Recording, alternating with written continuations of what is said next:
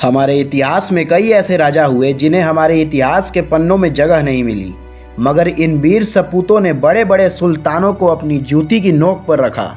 इन्हीं में से एक थे राणा राज सिंह, जिन्होंने अपनी पराक्रम और शौर्य से मुगल बादशाह औरंगजेब की नींदें उड़ा दी थी। कुछ ही सालों में लगने लगा था कि मानो वीर महाराणा प्रताप का पुनर्जन्म हुआ हो।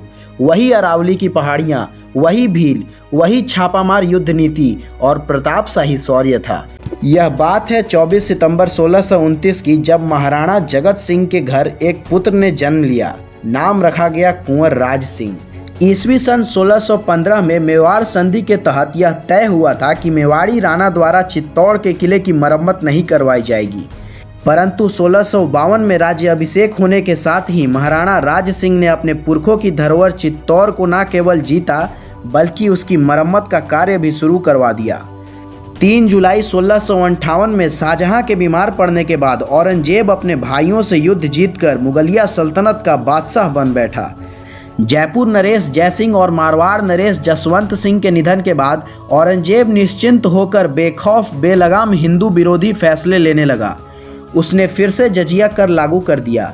इस बात से मेवाड़ के महाराणा राज सिंह औरंगजेब से काफ़ी नाराज हो उठे। उन्होंने कड़े शब्दों में औरंगजेब को एक पत्र लिखा कि अगर दिल्ली का कोई सिपाही मेवाड़ में जजिया कर वसूलने आया तो मारा जाएगा।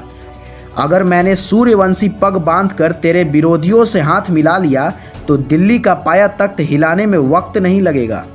इस तरह राणा के छत्र तले मेवाड़ से एक तिनका का भी जजिया कर नहीं वसूला गया। इस पर छत्रपति शिवाजी ने ताना मारते हुए औरंगजेब को पत्र लिखा कि क्या औरंगजेब सिर्फ निहत्थे हिंदुओं पर वार चलाएगा? क्या उसमें इतनी हिम्मत है कि वह मेवाड़ के राणा से जजिया कर वसूल सके? दक्कन में भी अगर तेरी सेनाएं जजिया कर वसूलने आई तो मैं भी तेरा वही हश्र करूंगा। कुछ सालों बाद औरंगजेब ने सभी हिंदू मंदिरों को तोड़ने का आदेश दिया, जिसके बाद मुगल सेना मंदिरों को तोड़ने निकल गई। अहमदाबाद का चिंतामणि मंदिर, काशी विश्वनाथ मंदिर, सोमनाथ मंदिर व मथुरा के केशव मंदिर ध्वस्त करवा दिए गए। फिर जब मुगल सेना वृंदावन में घुसी तो वहां के प्रसिद्ध श्रीनाथ जी के मंदिर को तोड़ दिया गया, जिसके बाद मंदिर के गोसाइयों ने मूर्ति लेकर समूचे भारत के राजाओं से सहायता मांगी, पर कोई भी राजा औरंगजेब से दुश्मनी नहीं मोल लेना चाहता था। किसी ने सहायता नहीं की। फिर वह मारवाड़ पहुंचे, जहां उन्हें भजन कीर्तन करने के लिए एक महल दे दिया गया। जब औरंगजेब को इस घटना के बारे में पता चला तो उसने एक आदेश जारी किया कि अगर किसी राजा ने इन गोसाइयों को शरण दिया तो उस पर चढ़ाई कर उस राज्य को खालसा घोषित कर दिया जाएगा। जिसके बाद मारवाड़ी ठिकानों ने गोसाइयों को कहीं और जाने का निवेदन किया। जब राणा राज सिंह को इस घटने का ज्ञात हुआ तो वह गोसाइयों को लेने स्वयं चले गए, उन्हें मेवाड़ में शरण दिया, वहां मंदिर बनाने को उनसे आग्रह किया और कहा, जब तक हम 1 लाख राजपूतों का सर धड़ से अलग ना हो जाए तब तक औरंगजेब की सेना इस मंदिर को हाथ भी नहीं लगा सकती है। मंदिर को सिहारनाथ द्वारे पर स्थापित करवा दिया गया और इसे नाथ द्वारे के नाम से प्रसिद्ध कर दिया गया, जो आज भी वहां मौजूद है। गोसाइयों ने राणा को बताया कि औरंगजेब ने 80 प्रसिद्ध मंदिरों को तोड़वा दिया है। इन सभी घटनाओं से क्रोधित राणा ने अपने बेटे भीम सिंह को तुरंत गुजरात के लिए रवाना कर दिया। भीम सिंह ने मुगल के अधिकार वाले गुजरात में प्रवेश करके 300 मस्जिदों को ध्वस्त कर दिया।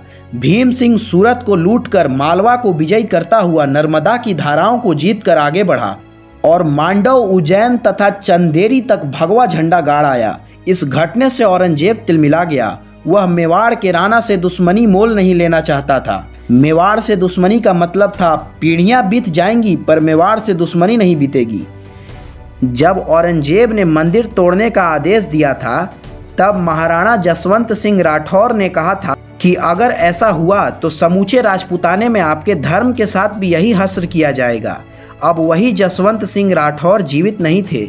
उनके मृत्यु के बाद औरंगजेब उनके राज्य को खालसा घोषित कर मुस्लिमों को सौंप दिया और कहा, आज कुफ्र का गढ़ इस्लाम का घर हो गया।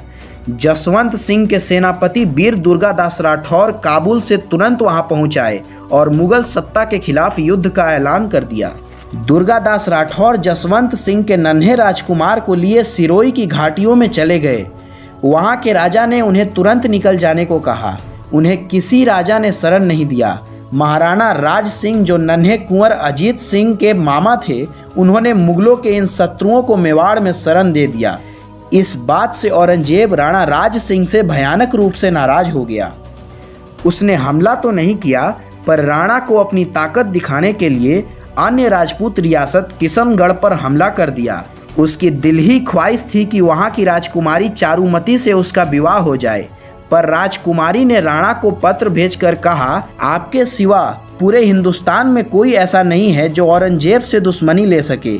मैं एक मुस्लिम से शादी करने से पहले जोहर करना उचित समझूंगी। मुझसे शादी कर मेरे धर्म की रक्षा करें। मुगल सेना के आते ही राणा अपनी सेनाओं को लेकर किशनगढ़ पहुंच गए। मुगल सेना को रोकने का दायित्व राणा रतन सिंह चुंडावत को सौंपा गया। राव रतन सिंह चुंडावत ने मुगल सेना को वहां से भगा दिया और राणा ने राजकुमारी चारुमती से विवाह कर उन्हें मेवाड़ ले आए। औरंगजेब अपना हाथ मसलता रह गया और पुनः दिल्ली वापस चला गया। बार बार अपनी खिल्ली उड़ते देख औरंगजेब से अब रहा ना गया। सन 1679 में उसने मेवाड़ पर आक्रमण कर दिया। 5 लाख वाली विशाल मुगल लश्कर लेकर औरंगजेब अपनी बेगमों सहित मेवाड़ फतह करने निकल गया। 5 महीने बाद औरंगजेब ने उदयपुर में प्रवेश किया और वहां के प्रसिद्ध जगदीशपुरी मंदिर तोड़वाकर काफिरों के खिलाफ युद्ध का ऐलान कर दिया।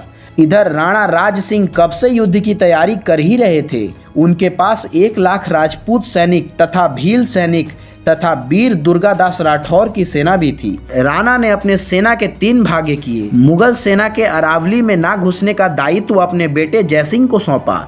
आमेर की ओर से बादशाह को मिलने वाली सहायता को रोकने का काम दूसरे बेटे भीम सिंह को सौंपा। वह खुद वीर दुर्गादास राठौर के साथ औरंगजेब की सेना पर आंधियों के समान टूट पड़े। सभी मोर्चे पर उन्हें विजय प्राप्त हुई। बादशाह औरंगजेब की बड़ी प्रिय कॉकेशियम बेगम बंदी बना ली गई, जिन्हें युद्ध के बाद छोड़ दिया गया। यही तो राजपूतों की खासियत होती थी, वह किसी निहत्थे पर वार नहीं करते थे। बड़ी कठिनाई से किसी प्रकार औरंगजेब अपनी जान बचाकर वहां से निकल सका। राणा की सेना ने मुगल सेना के सारे हथियार पैसे लूट लिए। मुगल सेना बिना पीछे मुड़े ही भागने लगी। राणा के बेटे भीम सिंह एक बार में ही 5-5 मुगल सैनिक को मार देते थे। वह बहुत ही वीर और प्रतापी थे। महाराणा राज सिंह की यह जीत ऐसी थी कि उनके जीवन काल में फिर कभी औरंगजेब ने उनके विरुद्ध सर न उठा सका। जब औरंगजेब अपनी जीवन में कभी राणा से जीत नहीं पाया, तो उनसे तंग आकर वह उनके भोजन में षड्यंत्र के तहत विष मिला दिया, जिससे राणा की मृत्यु हो गई।